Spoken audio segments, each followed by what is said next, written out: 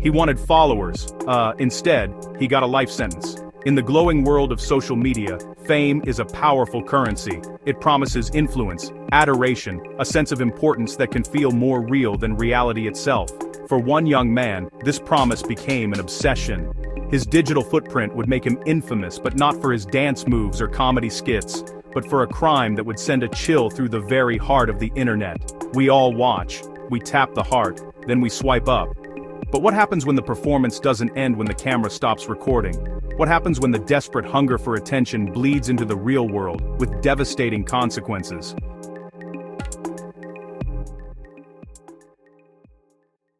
Before the infamy, before the headlines, there was just Alex. Alex Carter was an unremarkable young man from a quiet suburban town. He worked a series of dead-end jobs, each one feeling like another step toward a future he didn't want. He spent his nights scrolling, not just as a passive consumer, but as a student. He saw a world of digital kings and queens, and he wanted a throne of his own. The initial posts were clumsy attempts to copy popular trends. The silence of the algorithm was deafening. It was a digital rejection that felt intensely personal. He realized that to be seen, he couldn't just be Alex. He needed to be someone else, someone bigger, louder, more interesting. This realization led to the birth of Nightshade. The name itself hinted at something both beautiful and poisonous. He started filming at night, using harsh, dramatic lighting. He stopped smiling. He was no longer trying to be relatable. He was crafting an aura of mystery and detached coolness. His bio read, "Watching you watch me." Nightshade began his new journey with a methodical, almost scientific approach. He was learning the hidden language of the platform. He started a series called Suburban Nightmares.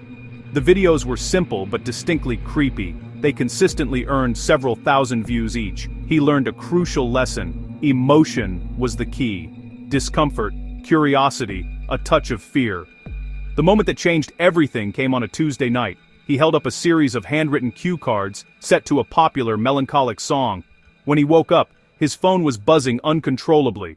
The video had exploded. He had hit the viral jackpot. Thousands of users identified with him. For the first time, he felt truly seen. The validation was overwhelming, a powerful drug that instantly hooked him. With his follower count soaring, Nightshade's focus shifted. He gave his followers a name, the Shadow Syndicate. He fostered a sense of belonging. He would host live streams late at night, answering questions from his fans, but always while staying in character.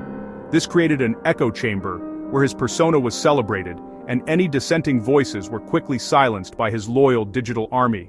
The line between Alex Carter and Nightshade began to blur. The character he had created was slowly consuming the person behind it. The first tangible warning signs were subtle. In one live stream, a user commented, "This is so cringe, get a job." Instead of his usual cool demeanor, Nightshade's eyes narrowed. "Be careful who you mock." This new aggressive edge started to bleed into his content. To his followers, this was defiance. To an outsider, it was a deeply unsettling display of rage. He began to weave violence into his content, praising fictional killers, presenting them as aspirational figures of power and control. The glamorization became more direct. He acquired a collection of replica knives which he often featured in his videos. The most disturbing development was a video he posted and then quickly deleted. The symbolism was crude, but terrifyingly clear. He was no longer just talking about violence, he was rehearsing it. This obsession with the numbers created a vicious cycle. He interpreted any dip in engagement as a sign he was becoming boring. The dangerous lesson was reinforced. Shock equals views. Countless users reported his content, but Nightshade operated in the gray area. Each reported video left online was tacit approval from the platform. In the days leading up to the crime, his online activity reached a fever pitch. The carefully crafted persona had completely crumbled. They're writing about me now. They're finally paying attention. You want a warning sign?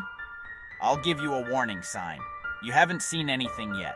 His final post was not a video, it was a simple black screen with white text uploaded just hours before the incident. The finale arrived on a cold Friday evening. The target was a former high school classmate, Ben Jacobs. The crime itself was brutal, devoid of the stylized aesthetic Alex had cultivated online. The Nightshade persona dissolved, leaving only the pathetic and terrifying figure of Alex Carter. The sledgehammer, the same one from his infamous video, was found a few feet away. The primary crime scene wasn't just the physical attack, it was the vast digital empire Alex had built. His own words, meant to build a persona, were now used to dismantle it. The prosecution's star witness was not a person, but a concept, the algorithm. The expert testified Alex had been actively collaborating with an AI that encouraged him to provide more extreme content. After weeks of testimony, the jury returned their verdict. Guilty of first-degree murder. The sentence came swiftly, life in prison without the possibility of parole. The verdict did not end the story, it simply started a new chapter. The trial became consumed by millions. His account was permanently deleted, but his content lived on, endlessly re-uploaded and preserved. He is no longer a creator, he is a cautionary tale. His physical body was locked away, but his digital ghost continues to haunt the internet. Looking back is like watching a slow-motion crash that everyone saw coming, but no one could stop.